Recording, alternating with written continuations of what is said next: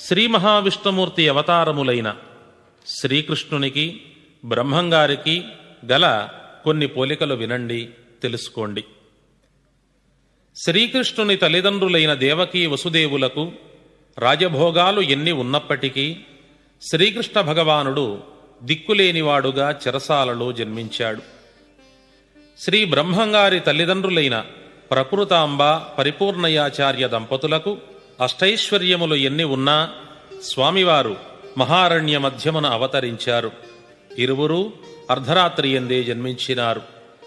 శ్రీకృష్ణ జననం సమయంలో గాలి వాన వచ్చి యమునా నది పొంగింది. శ్రీ బ్రహ్మంగారి జనన సమయంలో కూడా కుంభవృష్టి పడి సరస్వతీ నది పొంగి పరవళ్లు త్రొక్కింది. శ్రీకృష్ణుడు దేవకీ గర్భాన జన్మించినప్పటికీ యశోదాదేవి వద్ద పెరిగినాడు. శ్రీ స్వామివారు కూడా ప్రకృతాంబ గర్భాన జన్మించి వీరపాపమాంబ వద్ద పెరిగినారు. శ్రీకృష్ణుడు మన్ను తిన్నాడని విని పెంపుడు తల్లి మందలించినప్పుడు నోరు తెరచి 14 లోకాలను తన విశ్వరూపమును చూపి జ్ఞానబోధ చేసినాడు.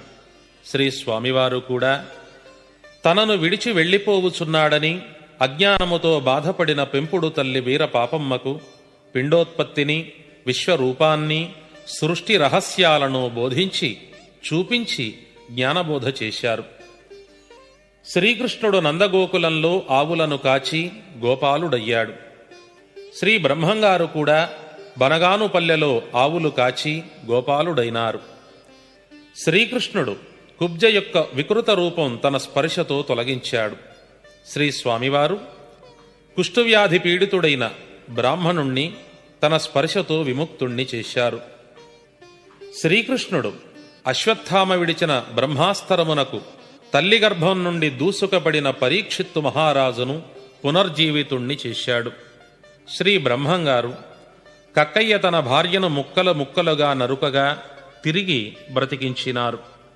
శ్రీకృష్ణుడు భూభారం తొలగించుటకై కురుక్షేత్ర మహాసంగ్రామం సృష్టించి పాప నిర్మూలన చేసినాడు. శ్రీ బ్రహ్మంగారు కాలజ్ఞానము ద్వారా ప్రకృతి ప్రళయాలను సృష్టించి పాప నిర్మూలన చేయుచున్నారు.